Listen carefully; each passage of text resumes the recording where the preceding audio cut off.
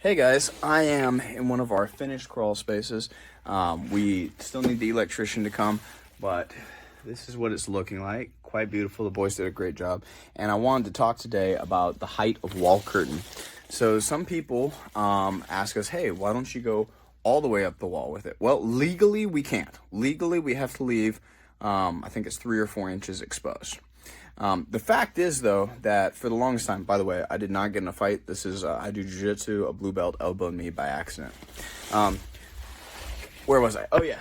So, legally, we have to leave a space, and that is so that we don't void termite bond. You see, when a termite company comes to inspect your crawl space, they're going to come and they're just going to send a guy who, and I'm not saying this about everyone who works in termites, look, I'm a crawl space monkey.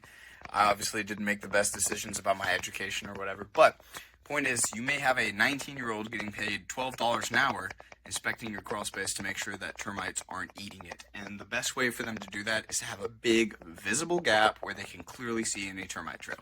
So for us, the amount of moisture protection you're getting versus the amount of risk that you're carrying going high with the wall curtain, it's just not even remotely worth it. Especially when you consider that I think it's only 13% of the moisture in your crawl space comes from your masonry at all, and the vast majority of that comes from the lower half where you clearly have, water flowing up against it and where we'll see efflorescence.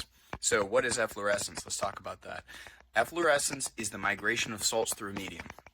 So as water soaks into your masonry, either by osmosis and capillary action or by hydrostatic pressure, we can talk about those more another day, it will evaporate away and it leaves behind it salt.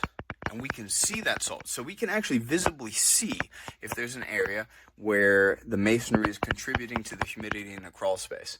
And we're going to cover that up. That's almost always on the bottom half of the wall. So that's our thought process.